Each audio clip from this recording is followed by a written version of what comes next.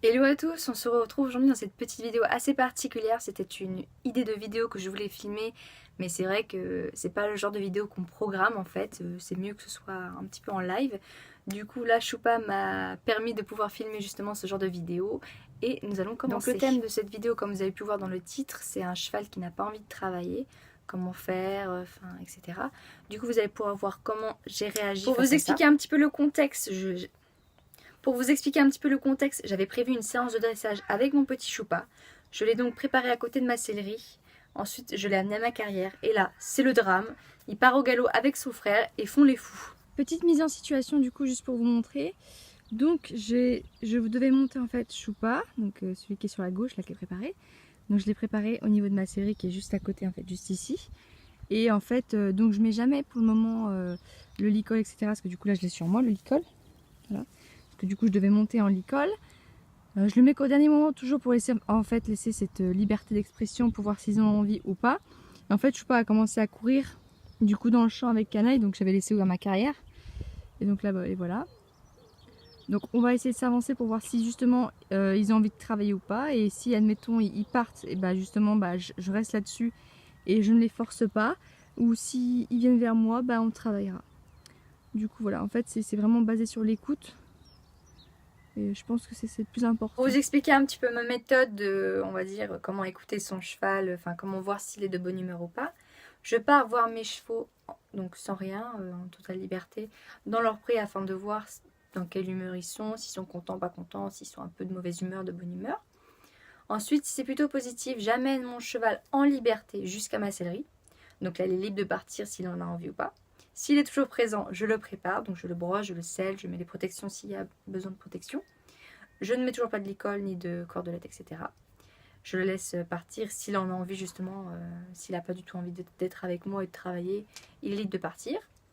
Une fois prêt, je l'accompagne en liberté toujours jusqu'à ma carrière, pardon. Donc il est toujours libre de partir s'il en a envie. Et donc c'est à ce moment-là que je mets mon licol, ma cordelette, et donc on travaille. Du coup, hop, on marchait, je commence à m'approcher. Donc déjà, ils n'ont pas tellement envie vu qu'ils partent.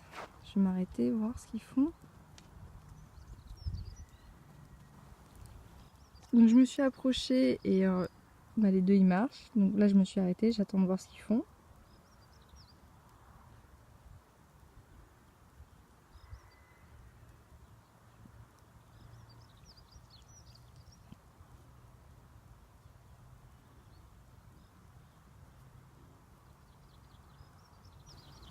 Donc je m'approche. Je m'approche pas plus doucement, pas plus rapidement que d'habitude en fait. Je cherche pas à les faire fuir ou je cherche pas non plus à les apprivoiser en fait. Je regarde vraiment ce qu'ils ont envie de faire. Donc là je vais m'arrêter. T'as pas envie de travailler, tchoup tchoup? Canaille, je vois qu'il me regarde de temps en temps. Alors, mais il suit quand même son frère. Donc je rappelle, Choupa c'est celui qui est scellé et Canaille c'est celui de derrière. Alors, Choupa trottine. Il va aller voir si la carrière est ouverte. Ok.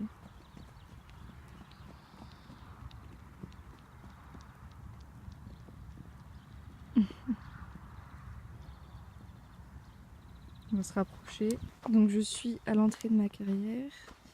Donc là, ils ont été trottés jusqu'au fond du champ. Voilà.